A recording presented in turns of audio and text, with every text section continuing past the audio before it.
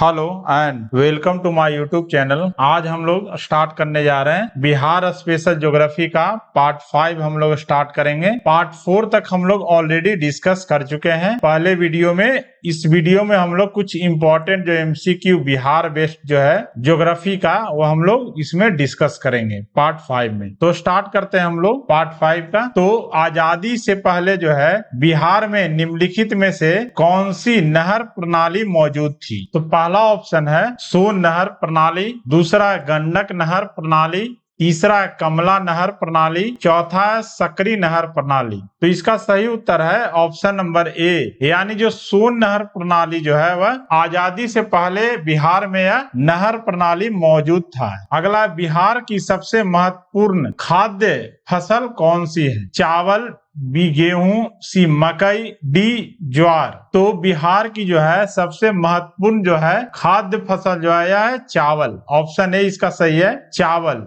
अगला है निम्नलिखित में से कौन सी जो है खरीफ फसल है? तो क्या है सरसों, चना, या ग्राम मतलब यह है चना, धान, गेहूं। तो इसमें से जो है धान जो है वह खरीफ फसल है, यह जो है खरीफ फसल है। और बाकी जो तीनों है यह रबी फसल है। गेहूं जो है क्या रबी फसल है, सरसों चना क्या है रबी फसल है। तो सही उत्तर है यह धान। हम लोग देख लेते हैं जो कुछ तीन तरह मुख्य रूप से जो है तीन तरह की जो है फसल होती है। यह है, एक है खरीफ, पहला है तीन तरह की यह फसल, पहला है खरीफ फसल, दूसरा है रबी फसल और तीसरा है जायद फसल। इसके बारे में हम लोग डिटेल में थोड़ा ब्रीफ में देख लेते हैं। तो सबसे पहले हम लोग देखते हैं खरीफ फसल के बारे में। यह जो है मॉनसून के शुरुआत के साथ यह उगाई जाती है, यानी जो जून जुलाई महीने में यह उगाई जाती है। और इसका जो कटाई होता है वह है सितंबर अक्टूबर के समय में है। और यह जो मौसम में जो उगाई जाती है कुछ महत्वपूर्ण जो फसल है धान, मक्का, ज्वार, बाजरा, अरहर, मूंग, उड़द, कपास, जूट, मूंगफली, सोयाबीन। यह जो फसल है कुछ इंपॉर्टेंट जो है खरीफ फसल है। अगला है, इसमें जो है धान जो है वह प्रमुख फसल है। इसमें जो धान जो है वह मुख्य फसल है खरीफ फसल, जो कि बिहार के साथ साथ पंजाब, हरियाणा, पश्चिम बंगाल, असम, ओडिशा, आंध्र प्रदेश, तमिलनाडु इत्यादि क्षेत्रों में उगाया जाता है। दूसरा हम लोग देखते हैं रबी फसल के बारे में। यह जो है सर्दियों में यह बोया जाता है, जो कि सितंबर से दिसंबर तक सर्दियों में यह बोया जाता है। और काटने का महीना है अप्रैल से जून तक का। इसमें जो कुछ जो महत्वपूर्ण जो है रबी फसल इसके बारे में हमको याद रखना है,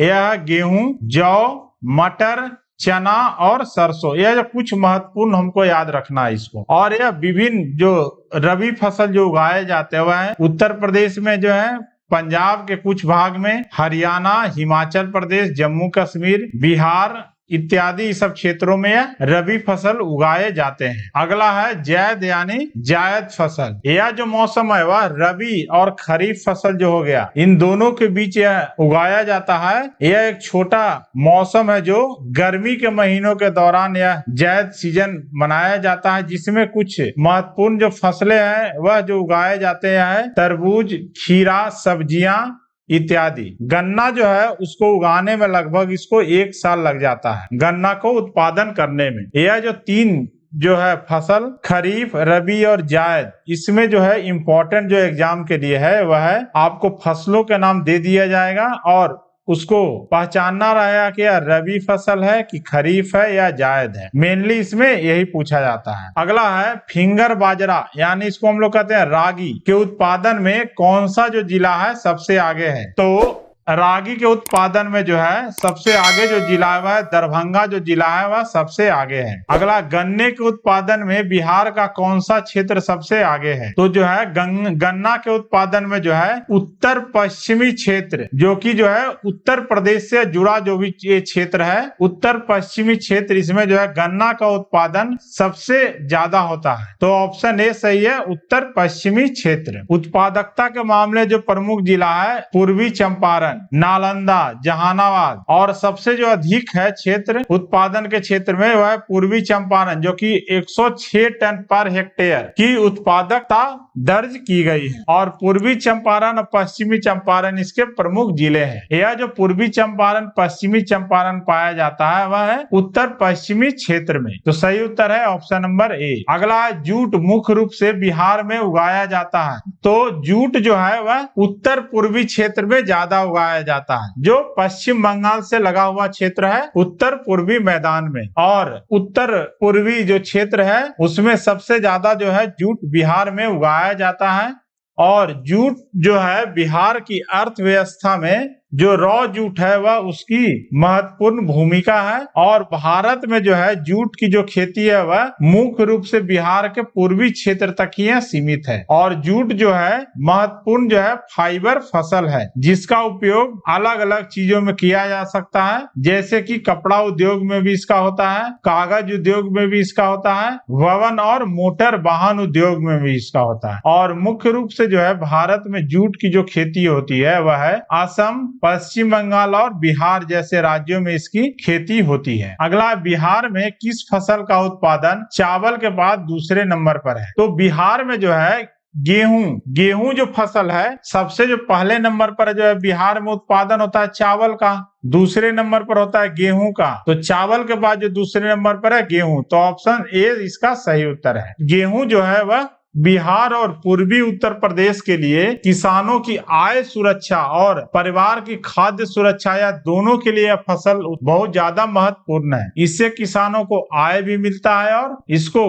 खाने में भी यह जो बहुत महत्वपूर्ण फसल है। अगला 88 नंबर क्वेश्चन, बिहार में जो है जूट का उत्पादन किसमें सबसे अधिक होता है? तो है पटना और नालंदा, पूर्णिया और कटिहार, दरभंगा और सहरसा, उत्तर प्रदेश और मोतिहारी। तो सबसे ज्यादा जो जूट उत्पन्न होता है वह है उत्तर पूर्वी क्षेत्र में यह ज्यादा होता है। तो सही उत्तर हो गया पूर्णिया और कटिहार, ऑप्शन नंबर बी सही है। जिसमें से जो है पूर्णिया जो है यह जो जिला है सबसे ज्यादा यह जूट उत्पादन यहाँ होता है। और यहाँ होता है क्योंकि यहाँ जो जलवायु है वह जूट के लिए ज्यादा बढ़िया है। और जो है भारत का जो पहला जूट पार्क जो बन रहा है वह पूर्णिया जिले में बन रहा है। और भारत का जो सबसे बड़ा जूट उत्पादक है वह है पश्चिम बंगाल, जो है भारत का सबसे बड़ा जूट उत्पादक है। और भारत जो है दुनिया का सबसे बड़ा जूट उत्पादक है। इसके बाद आता है चीन का नंबर दूसरे नंबर पर। अगला है फलों के उत्पादन में बिहार का कौन सा जिला सबसे आगे है? तो फलों के उत्पादन में जो है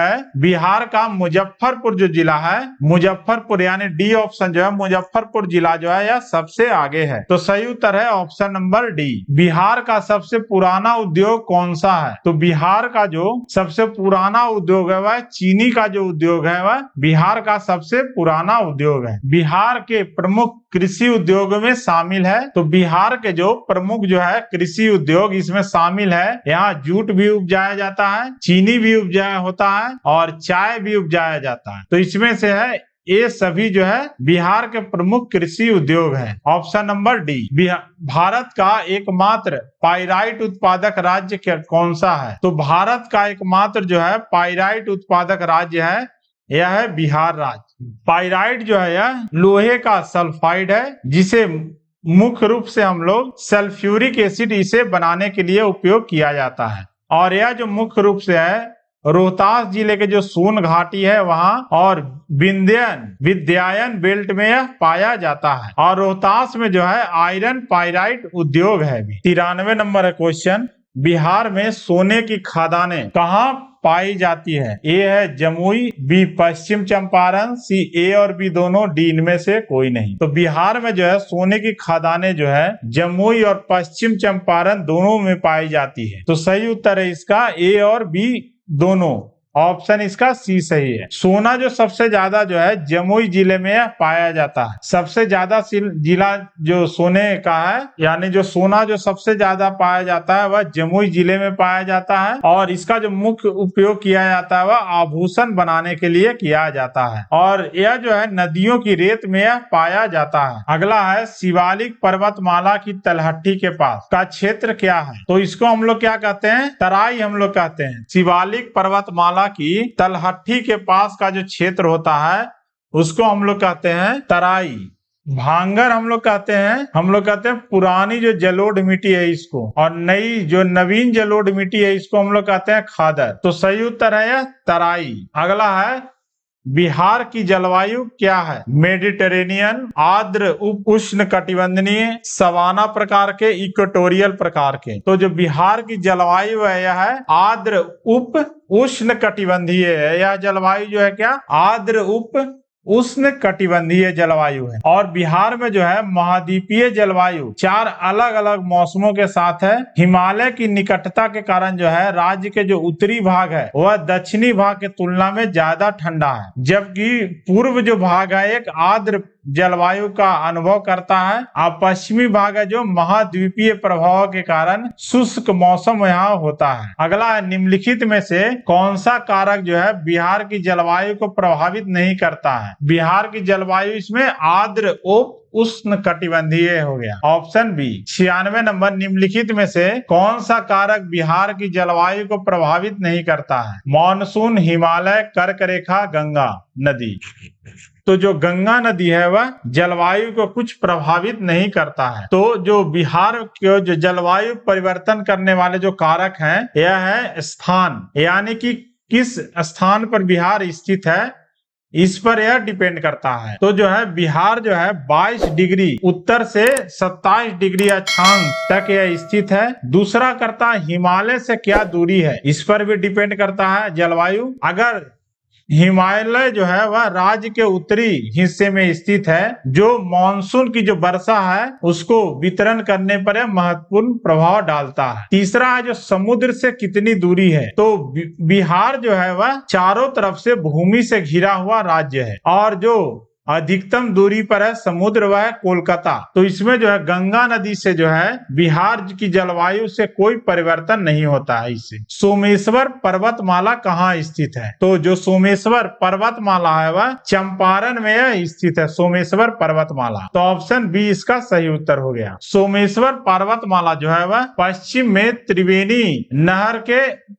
ऊपरी भाग से लेकर भिखना थोरी तक लगभग 75 वर्ग किलोमीटर तक यह फैला हुआ है। और सोमेश्वर श्रेणी का जो शीर्ष भाग है वह बिहार और नेपाल के बीच सीमा यह बनाता है। अगला है दियारा क्या होता है? दियारा, तो दियारा जो है वह बाढ़ का मैदान है। जैसे उत्तरी बिहार में जो है गंगा नदी के किनारे ज्यादा शहर बसे हुए हैं, तो यहाँ क्या आता है बाढ़ के कारण जो है यह जो बहुत सारा क्षेत्र है वह बारिश के कारण यह डूबा हुआ रहता है। गंगा नदी में बाढ़ आने के कारण वह क्षेत्र को हम लोग दियारा कहते हैं। और यह जो है बहुत ज्यादा यह फर्टाइल क्षेत्र होता है, इसमें जो है उर्वरक बहुत ज्यादा रहता है गंगा नदी का जो किनारे में जो क्षेत्र है इसमें, और इसका जो प्रोडक्टिविटी है इस क्षेत्र का वह भी ज्यादा होता है। तो दियारा हम लोग कहते हैं बाढ़ के मैदान को। दियारा भूमि जो है गंगा के 2 किनारों के भीतर होती है, जैसे कि धारसमारा वृत्त या सक्रिय जीवित के बीच द्वीप प्रारूप। जैसे बीच का जो क्षेत्र, जैसे गंगा नदी बहुत ज्यादा चौड़ा है तो बीच का जो क्षेत्र हो गया वो जहाँ पानी नहीं है उसको हम लोग दियारा कहेंगे। अगला, कोसी परियोजना कब शुरू हुई थी? तो कोसी जो परियोजना है वह 1954 में यह शुरू हुई थी और 1965 में यह बनकर तैयार हो गई थी कोसी परियोजना। और इसे भारत और नेपाल के बीच यह परियोजना थी, कोसी की परियोजना, यानी भारत सरकार और नेपाल सरकार के बीच यह परियोजना थी जिसे 1965 ईस्वी में पूरा किया गया था। अगला, दूरदर्शन केंद्र पहली बार बिहार में कब स्थापित किया गया था? तो दूरदर्शन का केंद्र जो था पहली बार जो था बिहार में यह मुजफ्फरपुर में 1978 ईस्वी में स्थापित किया गया था। तो इसका ऑप्शन नंबर बी सही है। तो यह रहा part 5। So thanks for watching my video. Please like, subscribe and share my video. Next video में हम लोग पार्ट 6 के बारे में MCQ क्वेश्चन हम लोग डिस्कस करेंगे।